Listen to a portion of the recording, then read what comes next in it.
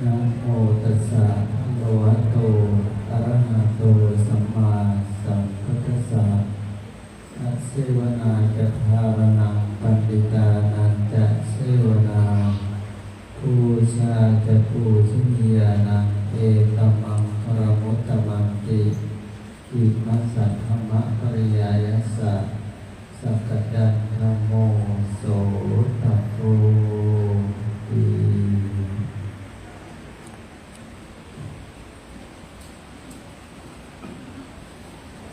Kepada ibu sangka yang saya muliakan, yang saya hormati pemohon kita, upasaka saudara sekalian yang berbahagia. Selamat malam, namo buddhaya.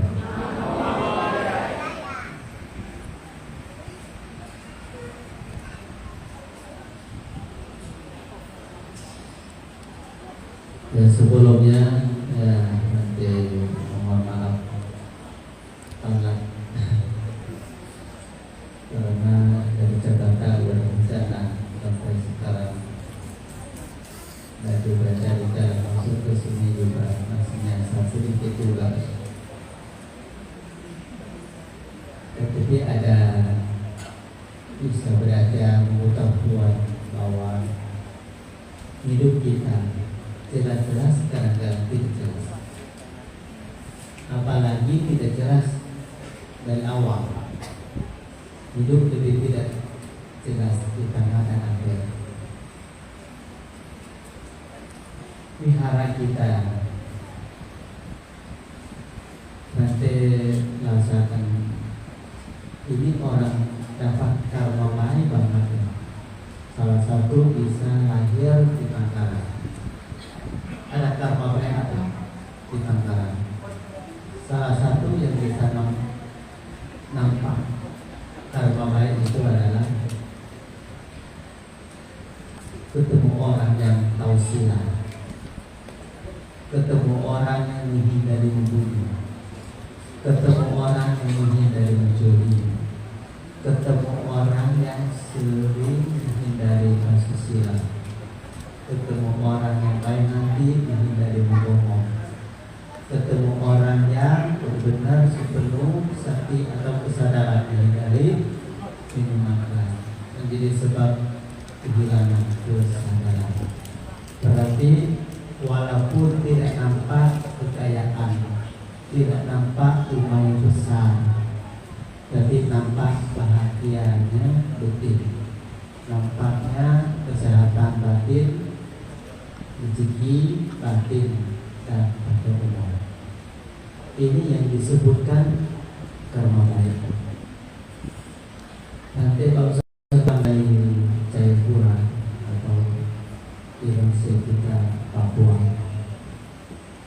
nanti diundang untuk ceramah di Wihara Arya Dhamma.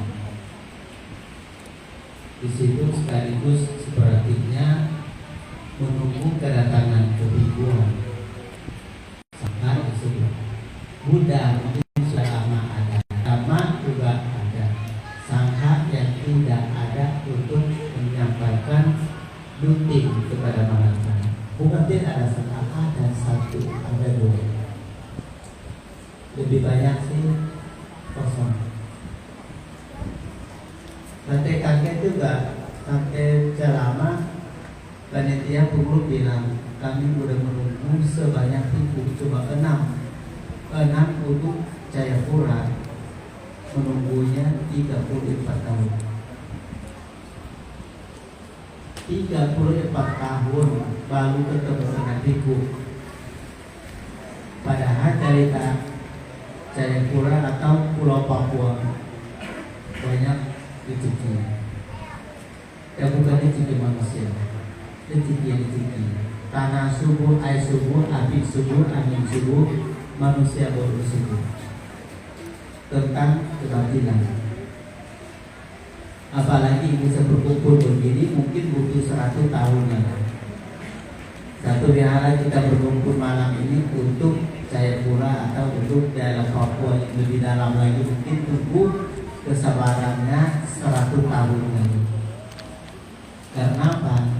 Itu karena kita orang yang mengetahui agama mau masuk ke lingkungan lapangan yang susah tanam dana, susah tanam bersila, susah tanam semati dan panen, itu tidak suruh kita. Banyak uang, tetapi nyawa kita ancam. Ini mana? Kalau kita banyak uang atau sedikit uang, pakai bebas. Kalau ada sana, apapun mau dapat rezeki harus ambil risiko. Di belakang itu yang disebut risiko, betul tidak? Kalau kita risiko juga tidak senyawa. Kalau itu risikonya nyawa. Ini seperti ini. Cari duit itu orang yang cari duitnya di kota, duitnya dalam hutan, jadi tanya. Harus kali tanah sampai bisa masih sedikit.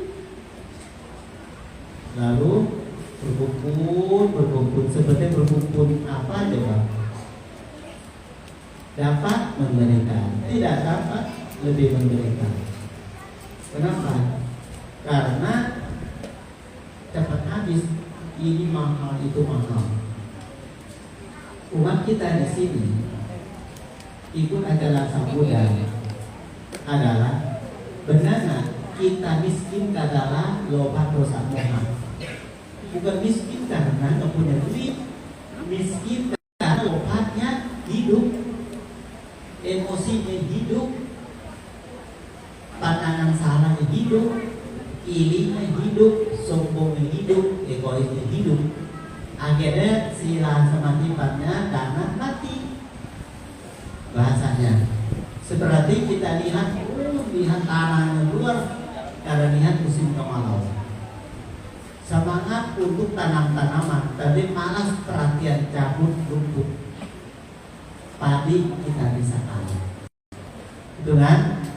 Nah, setidaknya yang pantai perhatian yang berbeda itu benar tidak bahwa dhamma itu tidak mudah dapat dari dunia ini.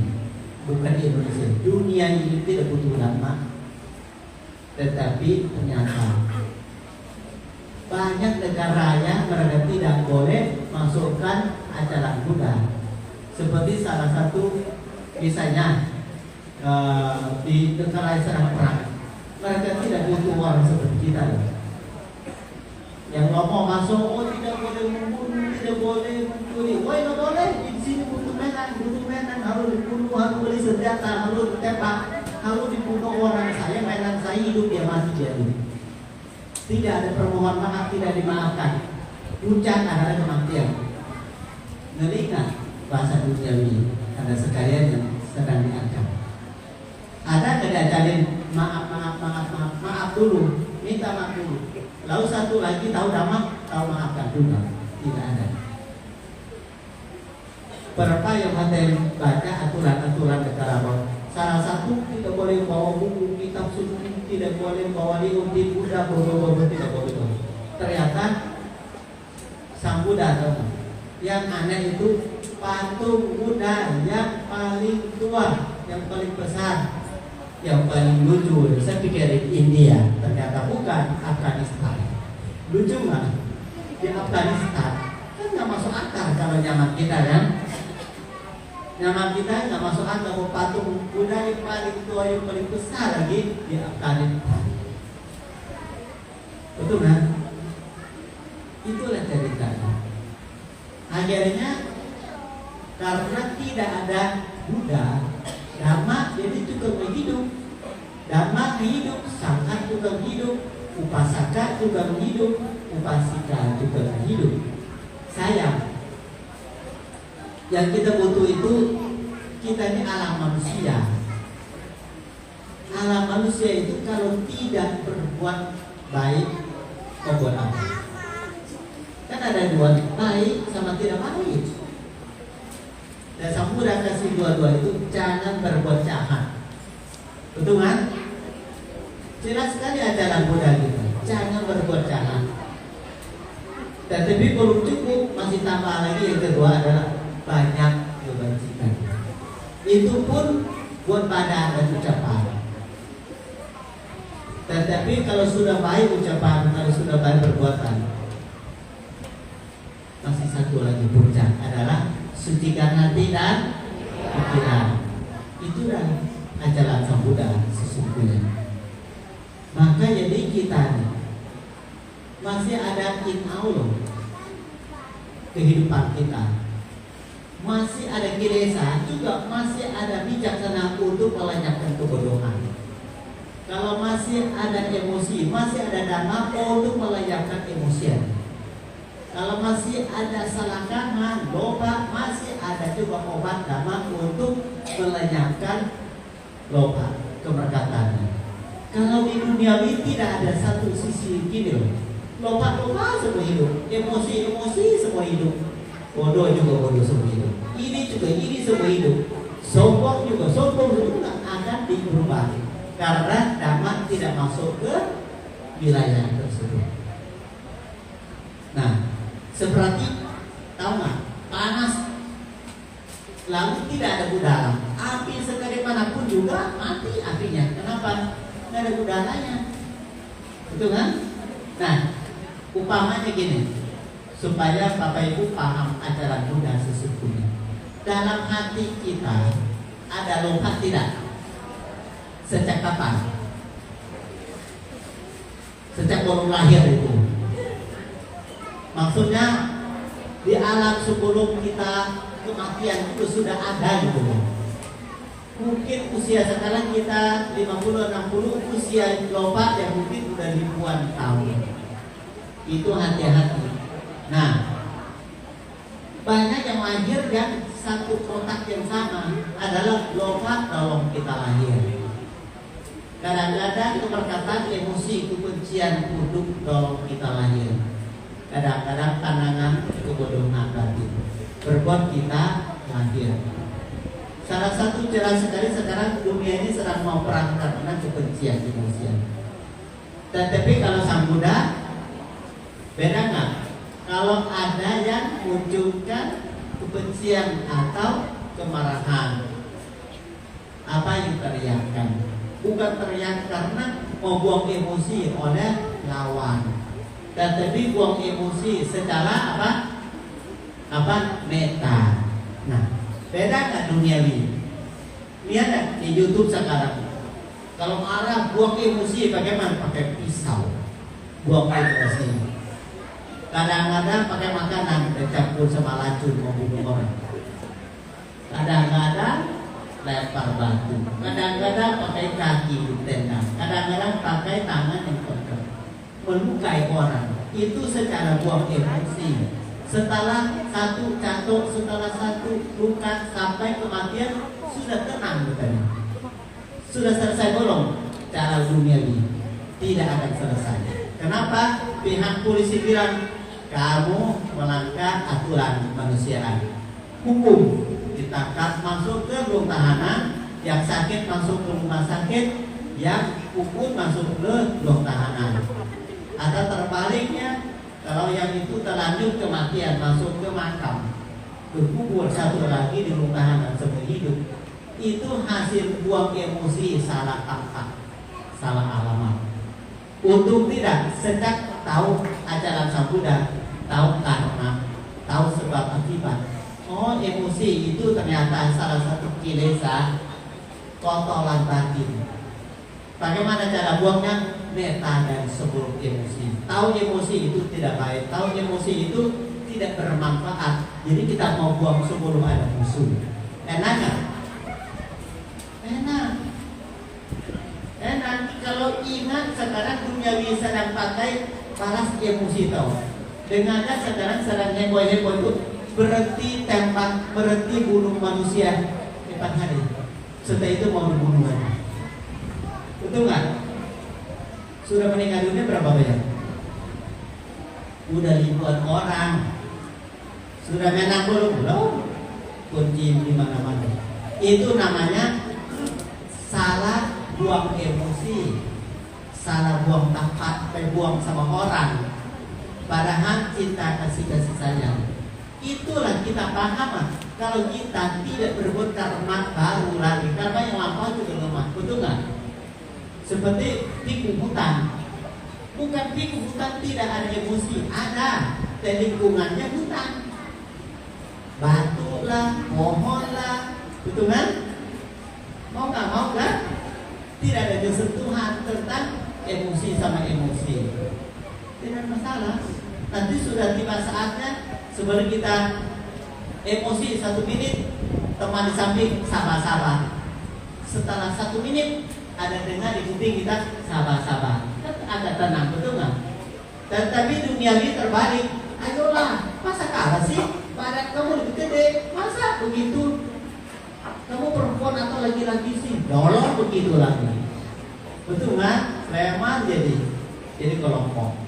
Udah kalau kamu berani, aku aja yang hukum, aku aja yang bunuh. Begitu manusia sama manusia. Bukan pakai meta cinta kasih seperti Dhamma. Dhamma acara tentang aku udah pernah bunuh kali. Kalau bunuh lagi dipancang karma saya. Stop sampai di sini aja. Udahlah memaafkan aja. Mungkin karma buruk sedang berbuat. Nah, jadi muncul kan ingat karma. Jadi udahlah anggap aja karma buruk saya berbuat. Utang lama saya mau bayar. Kalau tidak tahu Dhamma, ada kepikiran sebaik begitu. Siapa yang mana orangnya? Itu kan? Balas dendamnya nyawa sama nyawa. Nah, itu ada berpikir. Loba dosa moha yang kita beraja itu penting sekali. Kita anggap dana loba dasarnya besar. Buang aja dana keluar dari hati, keluar dari ucapan, keluar dari perbuatan, hal yang tidak berguna dibuang supaya yang baik masuk hatian. Dikosong, dikulat dulu. Kalau sudah kulat ya kan, air jadi bersih. Coba kalau kita banyak meta, emosi juga berturun. Emosi kita juga turun. Ada, tapi tidak fungsi teman. Betul nggak? Bukan tidak ada. Ini tolong diperhatikan. Penting tidak buang emosi. Nah, kenapa badan kita panas sekali? Untungnya hidup ada nafasnya. Kalau hidup tidak ada nafas, api tambahnya di dalam panas sampai demam. Nah, ini badan panas aja demam. Apalagi emosi lebih berapa kali demamnya. Maksudnya nggak tahan gitu loh emosi. Kebodohan batin juga sama. Tiga itu yang paling berbuat dunia ini mau hancur. Rumah tangga juga hancur, sekolah juga hancur, wihara, ibadah, negara pun hancur karena dosa moha. Kalau beraja, betul kan? Seperti umat yang buat nanti, saya sudah terpisah, termasuk saya. Kenapa?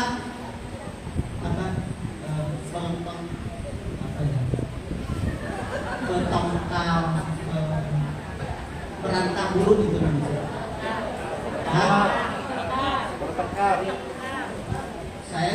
Saya tidak punya jodoh, jadi nggak tahu bertengkar sama siapa, jadi nggak tahu bahasanya. Bertengkar ya, berantem istri suami itu kata mereka. Bertengkar, emosi, marah-marah gitulah. Ya. Saya bilang, kenapa? Suami saya bilang gini, pokoknya ini kalau dipertiga, yang ketiga, yang mana?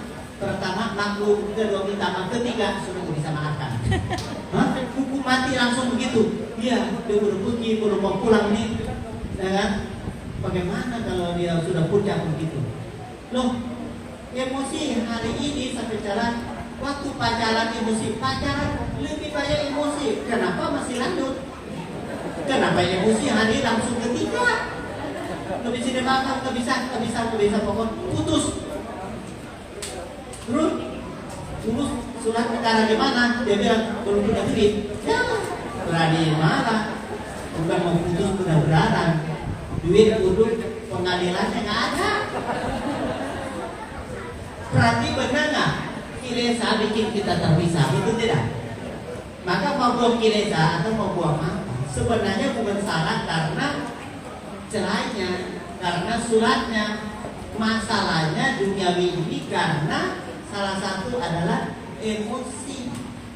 Emosi bikin puncak celainya. Betul kan? Sayang tidak? Sayang kan nanti dibilang, naik pangkat tinggi-tinggi, turun pangkat kalau nggak punya suami yang istri. Betul kan? Nah, kalau pernah tanya nanti solusi pantai gimana? Gampang kok.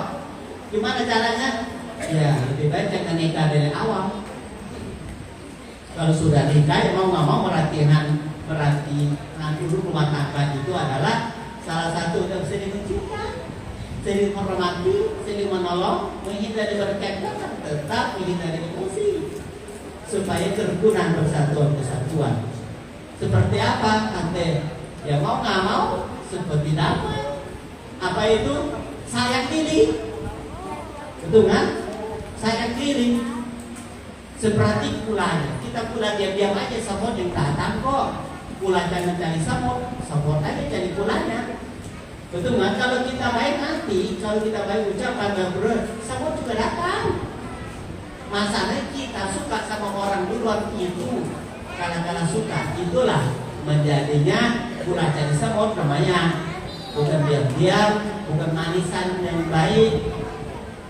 Benar nggak? Seperti damat nih. Seperti damat malam ini, betul nggak? Hati sangat nggak enak hati karena di mobil sudah kirim rumah udah penuh, tenda udah penuh. Oh, berarti ini semua dari pula ini. Nah, dari salah satu tunggu hati.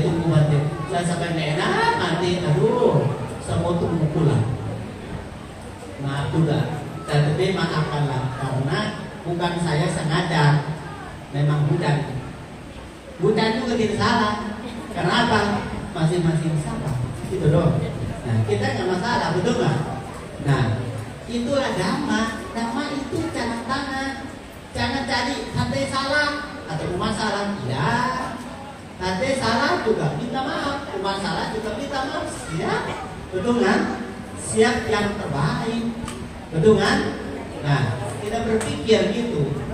Hati dengar begitu kadang-kadang sedih. Sedih kenapa? Kenapa marah satu kali sampai puncak tidak bisa dimaafkan? Jangan tutup pintu hati. Nanti lama-lama jadi sifat. Marah siapapun nggak boleh maafkan, tidak boleh minta maaf. Itu apa maksudnya? Risikonya terlalu besar. Betul nggak? Untungnya setiap kali upacara katina seperti ini namanya Mahapawarna. Mahapawarna itu hari terakhir masa wasa biku tidak patimokkha. Dan biku itu diantara berdua pihak untuk menghafalkan bahasa Pali. Apa itu? Sangkham hante pakwaremi tithena wa sutena wa parisangkaya wa watantumam kaya semanto anu gampang upadaya pasanto patikersami. Artinya saya dalam bersatu wihara, dan saya juga tidak tahu masih ada lobat dosa moha. Saya permohonan Pak Wareni itu permohonan minta nasihat.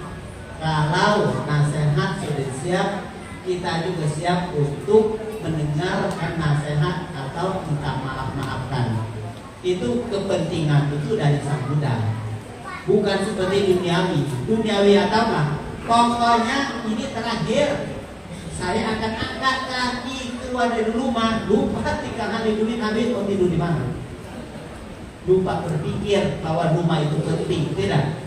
Karena emosi, karena buang rumah, buang orang, buang rezeki, buang bahagia, buang kesehatan, buang umur.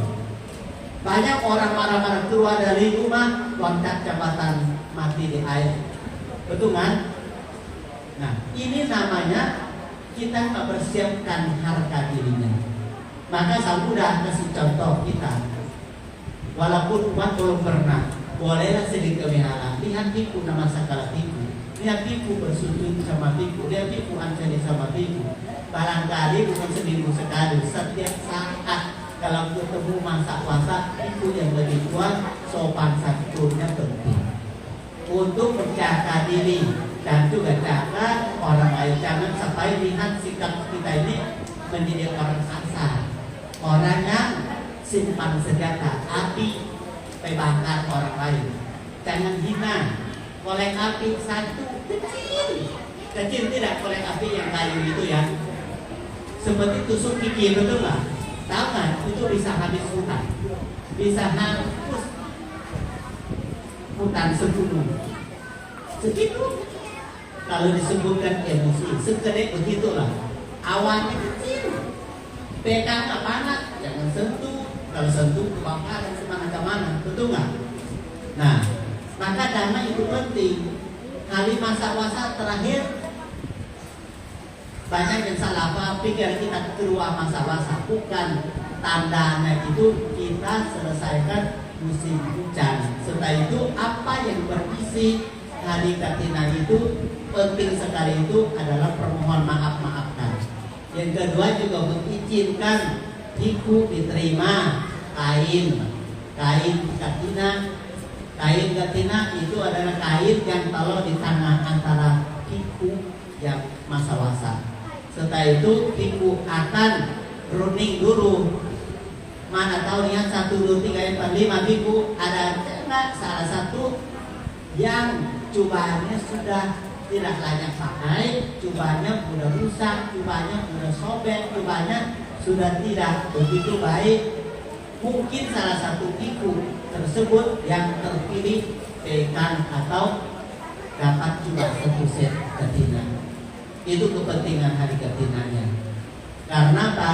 Itu Sang Buddha kasih kesempatan untuk umat perdana katina kepada Iku, dana kain sampai di situ sudah selesai. Setelah itu Iku sangkan akan merunding siapa yang coba rusak.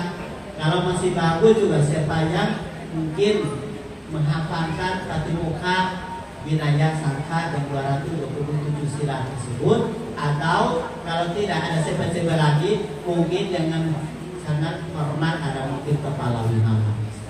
Itu Biku tahu, Biku umat tidak ikut campur lagi tentang siapa yang mendapat ini. Umat tidak berhak untuk saya suka sama Patri Kamsai, saya mau dana ke Patri Kamsai, itu baik, itu tidak boleh dalam wilayah. Kalau ditanggapi Biku sama Biku yang dibagikan sesuai dengan kepentingan sangka.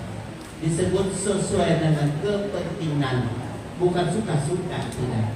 Itu satu manfaat buruk. Biku minta maafkan supaya mendapatkan sahabat karyani kata juga Bedita, dapat anak sama orang tua, ketemu kapan juga sudah baik. Nah, saya mau tanya, kita mungkin pernah ya, umat Tanggalan ada nggak? Kalau kita kemana-kemana, kalau katina itu suka ada gambar 4.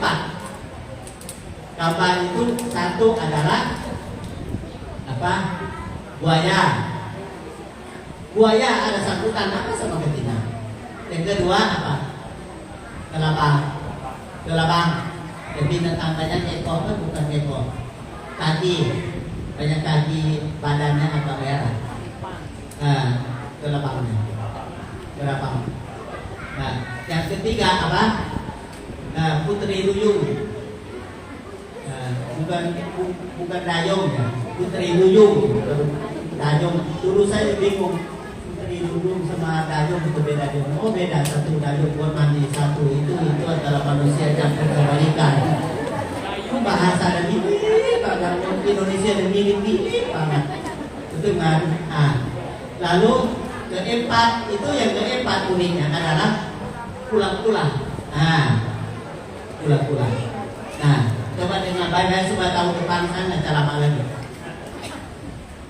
Keempat itu ada sambutan ketina. Kalau lihat foto kampanye, sebenarnya hari ini harus datang tempat itu. Satu, sekali lagi, buaya. Buaya sama biawak beda nggak? Beda di mana? Buaya udah. Kalau buah berarti cicak juga, kecil juga. Artinya satu, sebenarnya kalau katina tahun depan Wihara Mahakarunia Triratna dipasang foto apa? Pasang bendera buaya. Bendera yang kedua terbang binatang ya.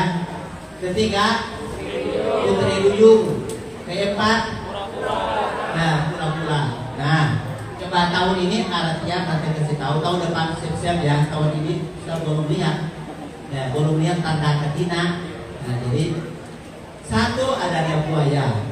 Buaya itu hari katina itu memberikan umat berarti diri tentang sifat buaya itu serakah, lompat, keinginannya besar, dan tanha itu keinginan itu tidak terbatas. Ingat nggak buaya kalau memakan ke piki-piki, tidak bikin satu-satu sobek-sobeknya langsung telan, itu namanya serakah. Dengan sifat serakah hari ini stop. Kalau mau ibu katina yang benar. Kalau masih ada lompat di sini berarti masa ada yang buaya itu katina. Nggak boleh, jangan campur ya. Ini katina tentang manusia, jangan bawa sifat lompat masuk. Kalau sifat masuk berarti benda buaya sudah pasang di sini, nggak boleh. Tidak murni jadinya. Katina tidak murni kalau ada lompat ikut campur katinanya. Karena kita harus melepas namanya, betul nggak? Melepas itu artinya seperti persiapkan bahan kain. Katina itu kudu taruh di tanah. Nah, bukan hak milik siapapun, hak milik bersama. Umum, namanya coba umum. Tipu dimanapun boleh berkumpul, tetapi tidak boleh minta, tidak boleh ada sarankan coba itu. Baik tipu, baik umat juga. Nah, berarti hari ini Wihara Maha Karunia tidak dibuaya. Nah, kalau ada buaya itu risiko. Nanti ada yang iri, ada yang cemburu sosial, nggak boleh. Yang kedua apa? Karabang.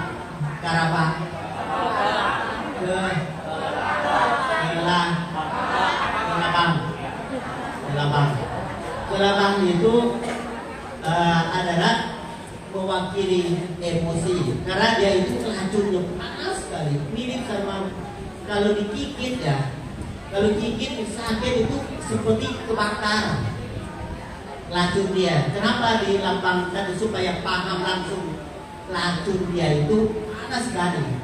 Seperti emosi orang itu seperti api. Ingat setiap emosi badan kita panas betul nggak? Itu kebakaran itu, kebakaran. Dengan emosi itu jangan ada hari katina. Nanti ada racun, nanti kebakar katina nanti. Maka jadi intinya lomba berdana sudah siap, berarti buaya nggak ada. Kedua kelabang itu artinya kebencian, emosian. Stop dulu, beta kita kasih sayang dulu saat ini, karena tahan dulu lah dari awal katina sampai tutup katina dulu. Mau buaya setelah katina masa bodoh, mau terbang setelah bersalah, itu sifat pribadi. Sekarang nggak boleh, supaya katina menjadi jasa besar. Buaya nggak ikut campur, kelabang tidak ikut campur, jadi nggak ada marah-marah, nggak ikut sedih, ya kan? Nah itu sabar. Nah itu kenapa? Karena itu buktikan, coba satu set, nah pakai bijak, pakai kesabaran, pilih. Nah nggak tahu jatuh kemana seperti arteri itu loh, tidak tahu keluar ke nomor berapa yang kita belinya.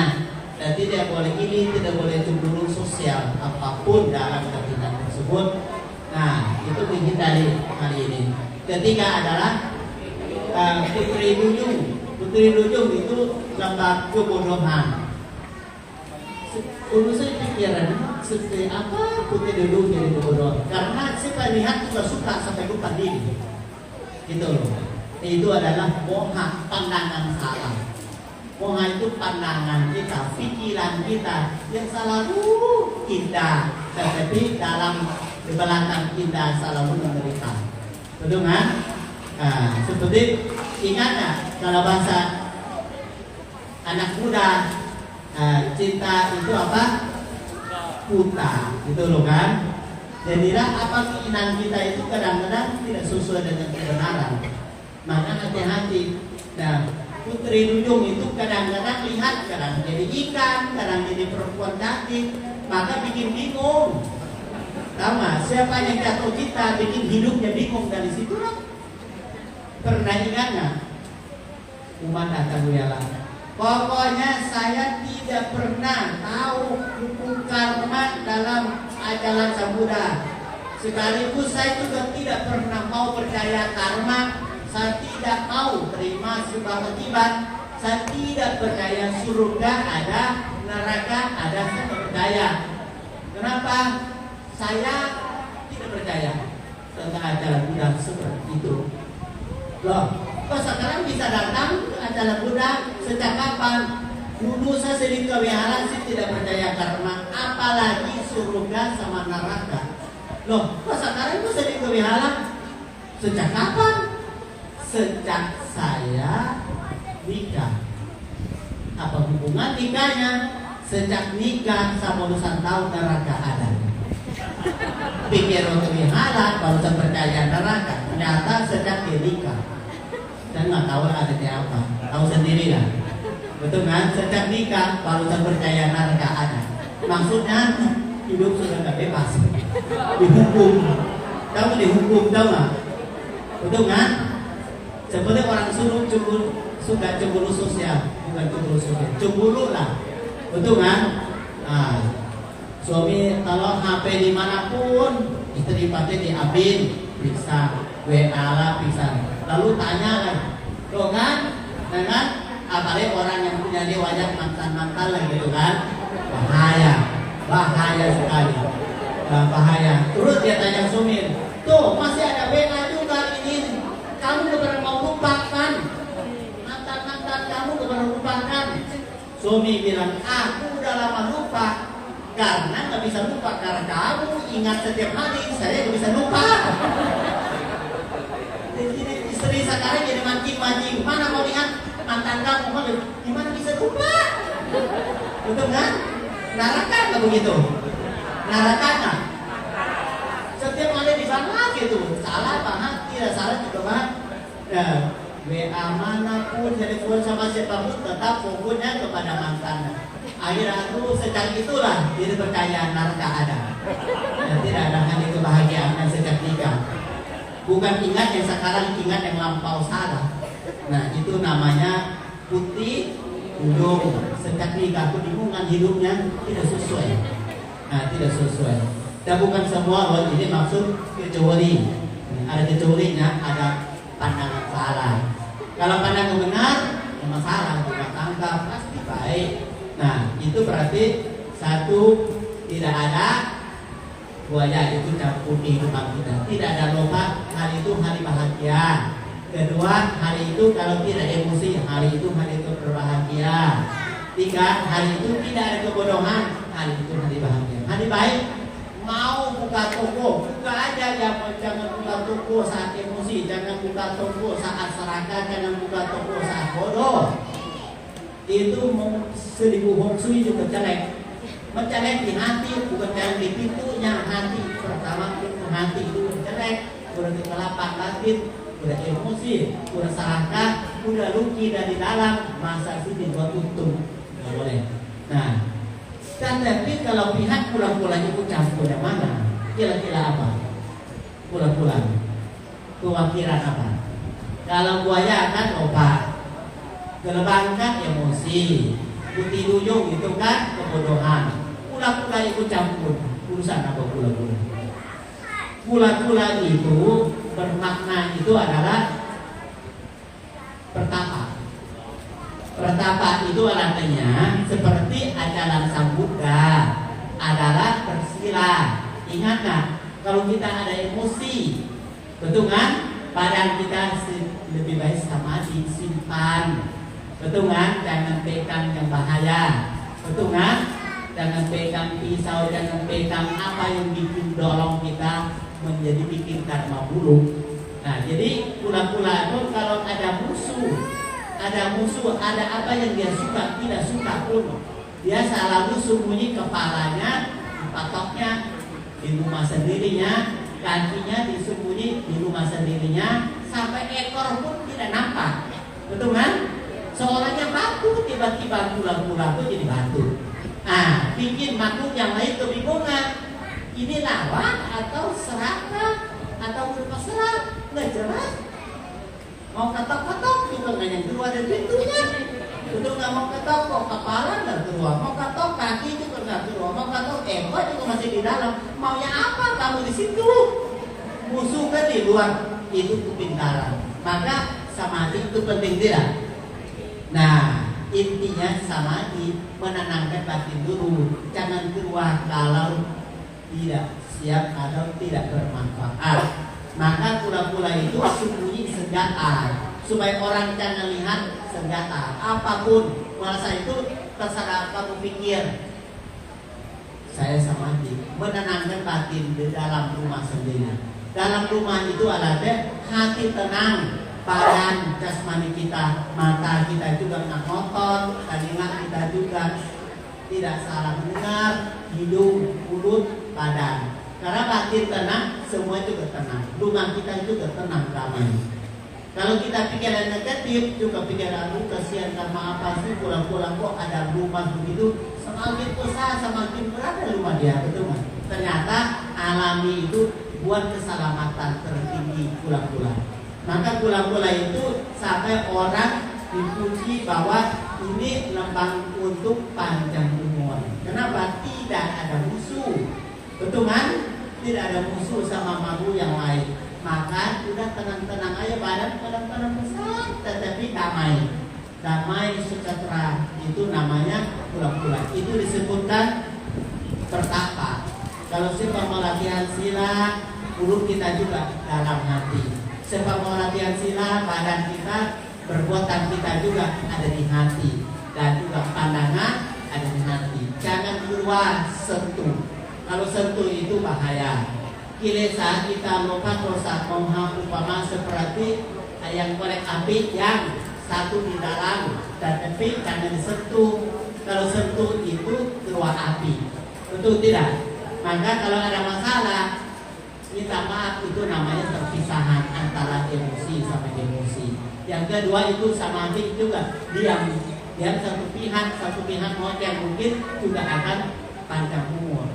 Supaya tidak satu kali emosi putus. Betul kan? Saya sudah suruh bersabda apa? Sayang diri. Apa sayang? Mata sendiri belum sayang, sayang mata orang lain. Telinga sendiri belum disayang, sayang telinga orang lain. Hidung belum disayang, hidung sendiri, sayang hidung orang lain. Yang tidak jelas. Punya sendiri dekatkan dengan baik. Nanti kalau ada orang lain juga sayang sama mata kita. Lebih bermanfaat bikin orang lain suka sama kita daripada kita suka sama orang lain. Maka sang Buddha berbuat agama Buddha kita bikin semua makhluk mencintai. Kenapa? Metta, karuna, mudita, upekha, menjalankan. Maka kita semua akan tenang. Otak kita juga tidak begitu bahaya, tidak penuh. Karena buang sampah terus. Otak kita itu apa? Karena hati kita itu nggak ada kotoran. Akhirnya memori yang bagus-bagus masuk di bagus. Betul kan? Jangan seperti pintar-pintar tetapi bodoh. Seperti guru sekolah. Guru sekolah itu tanya murid begini. Anak-anakku, ya, guru suruh kamu pilih satu duit, satu lagi bijak. Namanya tanya suasana sekolah. Pihak guru juga, aku tahu gak pilih yang mana. Akhirnya suruh muridku dengan anak-anakku, kalau antara duit sama kebijaksanaan, kalian pilih mana? Murid semua angkat tangan. Kami pilih duit. Nah, guru bilang, bodoh banget duit. Kenapa? Akhirnya, kok kalian semua butuh duit? Ini kan dalam blok sekolah. Nah, pandangan guru. Nah, akhirnya tanya pulang lagi. 1, 2, 3. Butuh apa? Butuh duit. Tetap semua butuh duit. Nah, guru sampai tanya balik lagi. Alasannya apa? Alasannya kami masih anak kecil, baru bisa jadi duit sendiri, masih minta sama papa mama. Kita nggak pernah punya duit sendiri, maka kita butuh duit, maka kita butuh duit. Kalau suruh pilih, oh berarti kalian minta yang kalian nggak punya ya? Iyalah ibu guru, kami nggak punya duit, maka saya minta minta yang saya punya. Kalau ibu kudu gimana? Ibu kudu mah pilihnya bijak. Otaknya dong, antara duit sama otak, ibu lebih pilihnya ke otak. Kenapa ibu kudu pilihnya otak? Kenapa?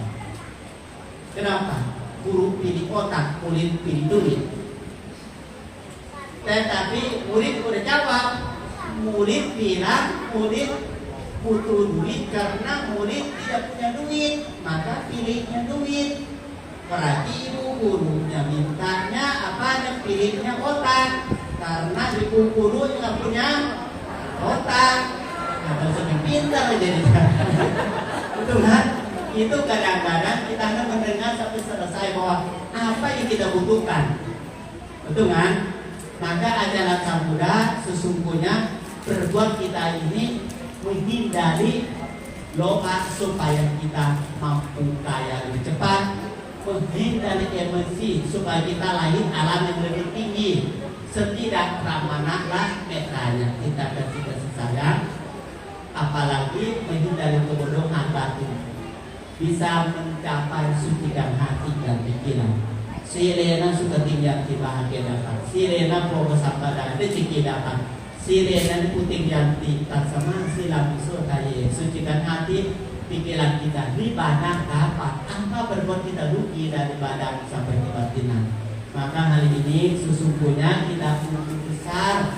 Inilah saudara banget malam ini. Kenapa? Menunggu dhamma, menunggu nopat dosa mengaduki, menunggu sila sama dipannya. Itulah namanya upasaka, mendekat dhamma, upasika mendekat upat itu mendekat. Mudah-mudahan wilayah Tangkarang ini salah satu lakang Buddhis itu bukan pohon bodhi doang, tetapi kemanusiaan. Seperti umat malam ini sesungguhnya hujan-hujanan, panas-panasan, tetapi butuh dhamma air mengalir kepada hati kita. Paham dhamma itu pandangan benar, menjadi jadi orang bijak saat ini ke depan. Jadi karma buruk jadi semakin menjauh, karma baik semakin mendekat. Jadi miskin semakin menjauh, kekayaan semakin mendekat.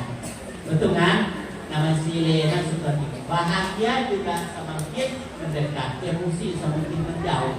Nah, kebodohan, kebencian, kesalahpahaman, intinya hari ini kita jadi manusia yang sangat jadi tanda manusia. Tidak ada buaya di hati, tidak ada kelembah di hati, tidak ada putih duduk di hati. Saya yakin itu. Jadi upasaka posita 20 jam. Lebih baik ini masih 2 jam doang ya. Kalau keluar dari ketina nggak tahu jadi upasaka atau upasika atau jadi buaya atau jadi putih duduk nggak tahu lah. Pokoknya inti saya mohon sekali-kali ketina di sini menghindari buaya, menghindari kerembang, menghindari putih duyung. Ya, tapi menjadi imam pula guru perhati. Ya semoga ya Bapak Ibu menjadi hidupnya bahagia selalu, sehat selalu, rezeki melimpah, umur juga berpanjang. Anumodana sampai sata bhawantu sucitana. Semoga semua makhluk hidup berbahagia. Sadu, sadu, sadu. Terima kasih kepada Yang Mulia Buddha Kamsai Sumano Mahatera atas pembabaran dhamanya. Semoga dapat kita praktekkan dalam kehidupan sehari-hari. Selanjutnya adalah ajaran yang